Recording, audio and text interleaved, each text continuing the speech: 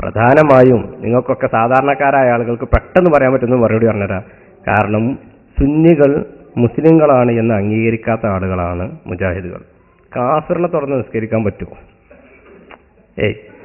സുന്നികൾ മുസ്ലിങ്ങളാണ് എന്ന് അംഗീകരിക്കാത്ത ആളുകളാണ് അവര്. അപ്പൊ അതുകൊണ്ട് നമ്മൾ എന്ത് ചെയ്യണ്ട, നമ്മളെ മുസ്ലിമാണെന്ന് അംഗീകരിക്കാത്ത ആൾക്കാരെ പള്ളിയിൽ പോകരുത്. ഞാൻ വെറുതെ പറയല്ല, നമ്മൾ മുസ്ലിമാണെന്ന് അംഗീകരിക്കുകയില്ല എന്ന് മാത്രമല്ല, കൊല്ലൽ നിർബന്ധമാണെന്ന് പോലും ഇവര് എഴുതിയിട്ടുണ്ട്, ഇവരത് പഠിപ്പിക്കുന്നുണ്ട്.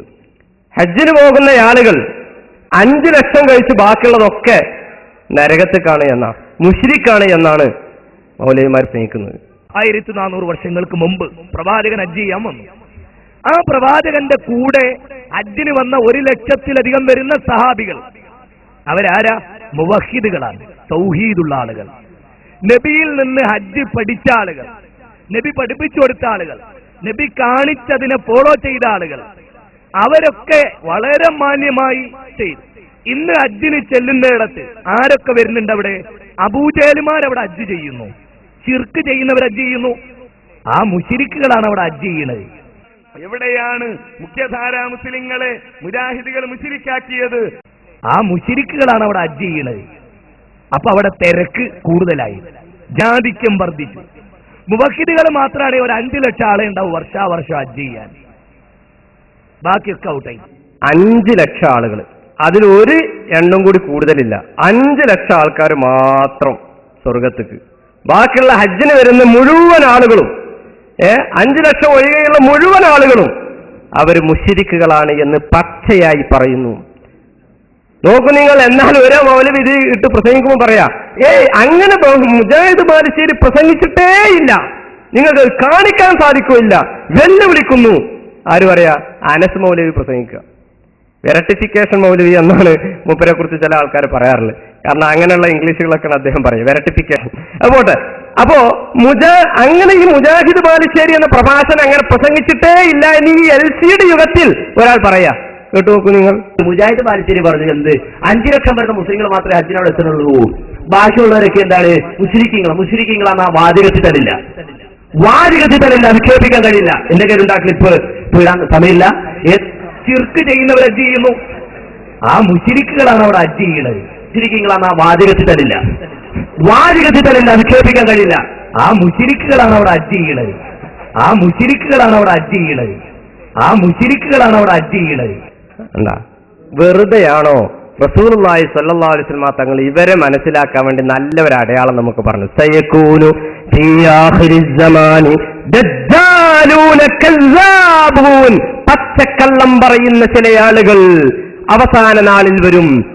യഅതൂനകും ബിമാ ലം തസ്മഉ അൻതും വലാ ആബാഉകും, നിങ്ങളോ നിങ്ങളുടെ പിതാക്കന്മാരോ കേട്ടിട്ടില്ലാത്ത നവീനവാദവുമായി നിങ്ങൾക്കിടയിലേക്ക് അവർ കടന്നു വരുന്നതാണ്. സുന്നികൾ മുഴുവൻ മുശ്രിക്കുകളാണ്. മുശ്രിക്കുകളായ സുന്നി സമൂഹത്തിലാണ് നമുക്ക് ദഅവ നടത്താനുള്ളത് എന്ന് മുജാഹിദ് ബാലുശ്ശേരി പ്രസംഗിക്കുന്നു. മുശ്രിക്കുകളായ സുന്നി സമൂഹത്തിനിടയിലാണ്, സുന്നി സമൂഹത്തിനിടയിലാണ് എനിക്ക് നിങ്ങൾക്കും തൗഹീദ് പറയാനുള്ളത്. മനസ്സിലായോ? നോക്കൂ നിങ്ങൾ. മുശ്രിക്ക് എന്നിട്ട് ഈ വ്യക്തി തന്നെ പറയാണ്, എന്താ അറിയോ? റസൂലുള്ളാഹി സ്വല്ലല്ലാഹു അലൈഹി വസല്ലം തങ്ങൾ സുന്നിയാണ്, നമുക്ക് നബി സുന്നിയാണല്ലോ, നമുക്കത് മതി. കേട്ടോ നിങ്ങൾ. 5 സത്യത്തിൽ നിങ്ങൾ ആലോചിച്ച് നോക്ക്. നബി സല്ലല്ലാഹു അലൈഹി വസല്ലം ഒരു വഹാബിയ അല്ലല്ലോ, അല്ലേ? അല്ലല്ലോ. നബി സല്ലല്ലാഹു അലൈഹി വസല്ലം ഒരു സുന്നിയൻ. ഞാൻ അഭിപ്രായക്കാരനാണെന്ന് മൂപ്പര് നമ്മളെ ഉദ്ധരിക്കുന്നല്ല, ഞാനാ അഭിപ്രായക്കാരനാണ്. ഇന്ന് ആ അഭിപ്രായം അനുസരിച്ചാണ് ജീവിച്ചാൽ മതി മനുഷ്യന്മാരെ. അതാണ് നിങ്ങളോട് എനിക്ക് പറയാനുള്ളത്. നോക്കൂ നിങ്ങൾ. കാന്തപുരം ഉസ്താദിന്റെ പേര് പറഞ്ഞുകൊണ്ട് അബൂജഹലുകളുടെ നേതാവാണ് എന്ന് മുജാഹിദ് ബാലുശ്ശേരി പ്രസംഗിച്ചു. എന്തൊരു അപകടകരമായ വാദമാണിത്. അബൂജഹൽ വന്നു എന്ന് വിചാരിക്കും ഇവിടെ കേരളത്തിൽ. നേരെ മർക്കസ് ചക്കാപ്പത്ത് സുന്നിയിലേക്ക് കയറി ചെല്ലും. അസ്സലാമു അലൈക്കും ശൈഖുന കാന്തപുരം അല്ലേ, ഞാൻ അബൂജഹൽ. ഞാൻ കരുതിയത് ലോകത്തിലെ ഏറ്റവും വലിയ മുശ്രിക്കിന്റെ നേതാവ് ഞാനായിരിക്കുന്ന. പക്ഷെ ഞാനൊക്കെ ചെങ്ങായിമാരെ മഴ പെയ്യിപ്പിക്കുന്ന പഠിച്ചവനാണ് വകച്ചു കൊടുത്തിരുന്നു. നിങ്ങൾ അതും വകച്ചു കൊടുക്കില്ല. അതുകൊണ്ട് നിങ്ങളൊക്കെ എന്റെ ലീഡർ, ഇനി ലോക മുശ്രിക്കരുടെ ലീഡർ ആകാനുള്ള യോഗ്യതയും നിങ്ങൾക്കും നിങ്ങളെ പണ്ഡിതന്മാർക്കുമാണ് എന്ന് പറയുന്നു. മർക്കസ്. ഈ വേറെ സ്ഥലത്ത് മൂപ്പർ പറയുന്നുണ്ട്, നൂഹ് നബി വന്നാ നേരെ മധുരയിലെ മീനാക്ഷി ക്ഷേത്രത്തിക്കാ പോവാ. ഞാൻ പറയുന്നത് അബൂജഹൽ വന്നാല് മർക്കസ്ക്ക്, നൂഹ് നബി വന്നാ മീനാക്ഷി ക്ഷേത്രത്തിക്ക്. നീ കണ്ടോങ്ങള് ഇവരെങ്ങനെ തുടരാൻ പറ്റുമെന്നാ ഞാൻ പറയുന്നത്. അടുത്ത കേൾപ്പിച്ചു കൊടുക്ക്. ഖലീൽ തങ്ങളെ കണ്ടാൽ അഊദു ബില്ലാഹി മിനശ് ശൈത്വാനിർ റജീം എന്ന് പറയണമെന്നാണ് ഞാൻ വേറെ സ്ഥലത്ത് പറയുന്നത്. അഊദു ബില്ലാഹി മിനശ് ശൈത്വാനിർ റജീം എന്ന് പറയണം ഖലീൽ തങ്ങളെ കണ്ടാലും. അതൊന്നുകൂടി നിൽക്കണം. ഇനി ഈ ആയത്ത് പറഞ്ഞു നോക്കൂ. ജനങ്ങളുടെ ധനം അന്യായമായി തിന്നും, അതോടൊപ്പം മറുത്തുന്നവർ അകറ്റുകയും ചെയ്യും. രണ്ടുകൂടെ ഖലീൽ തങ്ങളുണ്ട്. അതുകൊണ്ട് അദ്ദേഹത്തെ കാണുമ്പോ ഔദു ബില്ലാഹി മിനശ് ശൈത്വാനിർ റജീം എന്ന് ചൊല്ലിക്കൊള്ളി. ലോകം നന്നാവട്ടെ, കേരളം നന്നാവട്ടെ. അല്ലേ? ഇനി നിങ്ങൾ നോക്ക്, ഫിനീഷ് ഒക്കെ കാണിക്കാൻ പോകണം. ഞാൻ പറയും ഇവരെ തുടരാൻ പറ്റൂലല്ലോ. ഖലീൽ തങ്ങളടക്കമുള്ള എല്ലാ ആളുകളെയും തങ്ങലക്കിടണമെന്ന് വേറൊരു സ്ഥലത്ത് പറയുന്നുണ്ട്. കാരണം എന്താ അറിയോ, ഇവര് തൗഹീദ് നോക്കി എത്ര തൗഹീദ് പറഞ്ഞിട്ട് ഒക്കണില്ല. എല്ലാ സംഭവത്തിനും പൊട്ടുകയാണ്, എല്ലായിടത്തും തകരാണ്. അതുകൊണ്ട് തന്നെ മുജാഹിദുകൾ പറയുന്നു സുന്നീ സിയാക്കന്മാരെ തങ്ങലക്കിടണം, എന്നാലേ ലോകം നന്നാവുള്ളൂ എന്നാണ്. അതും കൽപ്പിച്ചു കൊടുക്കും. അതുകൊണ്ട് നിങ്ങൾക്ക് ഇസ്ലാമിനെ സ്നേഹമുണ്ടോ?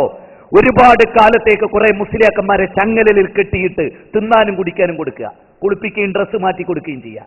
ഒരു 5 കൊല്ലം കേരളത്തിലെ മുഴുവൻ പുരോഹിതന്മാരെയും കൊല്ലണ്ട, പിടിച്ചു കെട്ടിയാൽ മതി. വേദനിപ്പിക്കാൻ നമുക്ക് അവകാശമില്ല. പിടിച്ചു കെട്ടുക, കെട്ടിയിടുക, എന്നിട്ട് ഈ മുസ്ലിം ഉമ്മത്തിനെ മോചിപ്പിക്കുക, അവർക്ക് സ്വർഗത്തിന്റെ വഴി കാണിച്ചു കൊടുക്കുക. ഇവര് തീവ്രവാദികളാണ് എന്നതിന്റെ ഉദാഹരണമാണ് പറയുന്നത്. അതില് നിങ്ങൾ കണ്ടോളൂ, നമ്മൾ നിസ്കരിക്കാൻ പോയാൽ ചിലപ്പോൾ തലയില്ലാതെ ഇങ്ങോട്ട് പോരേണ്ടി വരും. അതാണ് ഈ നിസ്കരിക്കാൻ പോകണ്ടെന്ന് ഈ പറഞ്ഞതിന്റെ അർത്ഥം. ഇയാൾ ആദ്യം ഞങ്ങൾക്ക് കാണിച്ചിട്ടുണ്ട് സുന്നികളൊക്കെ ആംഗ്യം കാണിച്ച് കൊല്ലണമെന്ന് പറഞ്ഞതാണ്. ആംഗ്യം കാണിച്ച് മൂപ്പര ആംഗ്യൊക്കെ വളരെ രസമാണ്. സുന്നികളെ ആ കൊല്ലുന്ന രംഗം അതൊന്ന് ആദ്യം ഒന്ന് കാണിച്ചു കൊടുക്ക്. ഇവരൊക്കെ ഇസ്ലാമിക രാഷ്ട്രത്തിലെ ജീവിച്ചെങ്കിലുണ്ടല്ലോ. ഇസ്ലാമിന്റെ രാജ്യത്താണെങ്കിൽ അതുകൊണ്ടാണല്ലോ ഇവർ അവിടെ ചെന്നിട്ട് എന്ത് ചെയ്യുന്നത്? മുജാഹിദാവില്ലേ? മൂപ്പരൊരു ആഗ്രഹം നമ്മളെ നടപ്പിലാവില്ല. ഇപ്പൊ ആകെ പറഞ്ഞിട്ട് എവിടെ എത്തിയെന്നറിയോ? ഈ സുന്നി മദ്രസയിലെ കുട്ടികളെല്ലാം കൂടി വലുതായി വന്നാൽ ഇവിടെ നിൽക്കാൻ കഴിയൂല, കാരണം ഉള്ളതുകൊണ്ട് തന്നെ കുടുങ്ങിയിട്ടുണ്ട്. അവ മുജാഹിദ് ഇപ്പൊ പഠിപ്പിക്കുന്നു, സുന്നി മദ്രസയിൽ പഠിപ്പിക്കുന്ന കുട്ടികളെ മുഴുവനും തലയെറുത്ത് കൊന്നുകളയണം. അതാണ് ലോകത്തോട് ചെയ്യുന്ന ഏറ്റവും വലിയ സേവനം. അയാൾ എന്നെ പറഞ്ഞോട്ടെ, ഒരു മുസ്ലിയാർ ഞാൻ പറഞ്ഞു അയാൾ പഠിപ്പിക്കുന്ന മദ്രസയിലെ കുട്ടികളെ കഴുത്തിലരിച്ച് കൊന്നുകളയുക. അയാൾ പഠിപ്പിക്കുന്നതിനേക്കാൾ നല്ലത് അതാണ്. കാരണം അയാൾ പഠിപ്പിച്ച് കുട്ടികൾ വളർന്നാൽ ഭൂലോകത്തിലെ തേർഡ് റേറ്റ് ഉണ്ടകളായി അദ്ദേഹത്തിന്റെ അനുയായികൾ മാറും. അതിനേക്കാൾ നല്ലത് ഇവർ നബി അലൈഹിസ്സലാം കഴുത്തുപിരട്ടി കൊന്ന പോലെ ഇവർ പഠിപ്പിക്കുന്ന വിദ്യാർത്ഥികളെ കഴുത്തിലരിച്ച് കൊല്ലലായിരിക്കും ഒരുപക്ഷെ ലോകത്തോട് ചെയ്യുന്ന ഏറ്റവും വലിയ സേവനം. കാരണം അത്ര വൃത്തികെട്ട ഒരു സമൂഹമാണ് ഇവരുടെ പണ്ഡിത ലോകത്ത് ഇവർ അറിയപ്പെടുന്ന ആളുകൾ. സുബ്ഹാനല്ലാഹ്, ചെറിയ കുട്ടികളോടാണ് ഈ ധിക്കാരം. തെളിവുണ്ട്, ഹിദറിന് കൊന്നിരേന്നാണ്. ഇതാണ് മുജാഹിദുകൾ. അതുകൊണ്ട് എന്റെ പ്രിയപ്പെട്ട സഹോദരന്മാരെ, ഇവര് ഭീകരവാദികളാണെന്നല്ല, ലോകം കണ്ട ഏറ്റവും വലിയ തീവ്രവാദികളാണ് മുജാഹിദുകൾ. ഖുർആൻ അവർക്ക് അറിയില്ല, ഹദീസ് അവർക്ക് അറിയില്ല. സുന്നികളെ കൊല്ലണമെന്നും തങ്ങൽക്കിടണമെന്നും വാദിക്കുന്ന ഈ വിഭാഗത്തിന് ഖുർആനുമായി യാതൊരു ബന്ധവുമില്ല, ഹദീസുമായി ബന്ധമില്ല. അതുകൊണ്ട് നമ്മളയാൾക്കൊരു പണി കൊടുക്കാൻ പോവാണ്. നിങ്ങളാരും എന്നോട് ദേഷ്യം പിടിക്കരുത്, കാരണം ഇതെല്ലാം യോഗ്യതല്ലാക്കൊരു പണി കൊടുക്കണമല്ലോ. ആ പണി ഞാൻ എന്റെ നാവ് കൊണ്ട് പറയുന്നില്ല, അത് നമ്മളെ ബാലുശ്ശേരിയെ കൊണ്ട് തന്നെ ഞാനങ്ങ് പറയിപ്പിക്കും. മുജാഹിദുകൾക്ക് പറ്റിയ ഏറ്റവും നല്ല പണി അയാൾ എന്നെ പറഞ്ഞോട്ടെ. ജനങ്ങളുടെ മനസ്സ് മനസ്സിലാക്കി പ്രവർത്തിച്ചു.